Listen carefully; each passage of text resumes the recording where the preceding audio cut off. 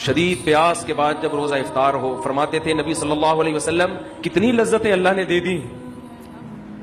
ذهب الظما، فرماتے پیاس چلی گئی. شدید پیاس میں آپ پانی پیتے ہیں، کیسا سکون ملتا ہے. ذهب الظما، پیاس چلی گئی. وابتلت العروق، رگیں تر ہو گئی. سارا دن انسان بھوک اور پیاس کی وجہ سے کیسا خشک ہو جاتا ہے، سوکھ جاتا ہے. آپ نے دیکھا ہوگا افطاری کر کے جب لوگ نماز میں آتے ہیں چہروں پہ کیسی رونق بحال ہو جاتی ہے. ذهب الظما، فرمایا پیاس چلی گئی. وابتلت العروق، رگیں تر ہو گئی. یہ مادی نعمت ہے. اور آگے فرماتے ہیں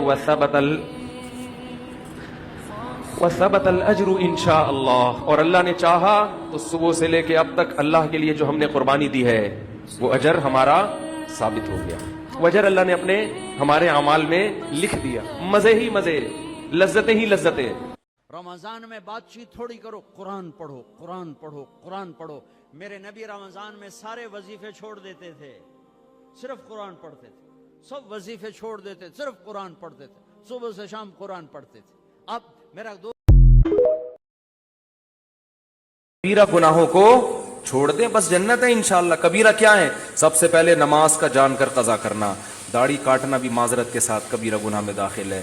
سود کھانا، رشتہ داری توڑنا، بشرطے کہ وہ بہت زیادہ برا سلوک نہ کر رہا ہو. اگر آپ نے جوڑنے کی کوشش کی پھر بھی کم بخت نہیں جوڑ رہا، پھر چھوڑ دو اس کو اپنے حال پہ، پھر گناہ نہیں ملے گا. اپنی طرف سے پوری کوشش جوڑنے کی کرو.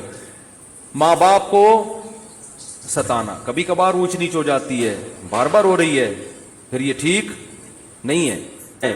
قتل کرنا کبیرہ گناہ، شراب پینا بولو کبیرہ گناہ.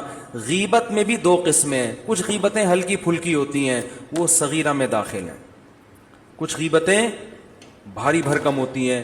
بھاری بھرکم وہ ہے جس سے اگلے کی عزت کا جنازہ نکل جائے. آپ نے کسی کو برائی میں دیکھا، زنا کرتے ہوئے یا کوئی اور، اسلام نے کہا اس پہ پردہ ڈالو، آپ نے لوگوں کو جا کے بتا دیا یہ کام کر، حالانکہ وہ چھپ کے کر رہا تھا.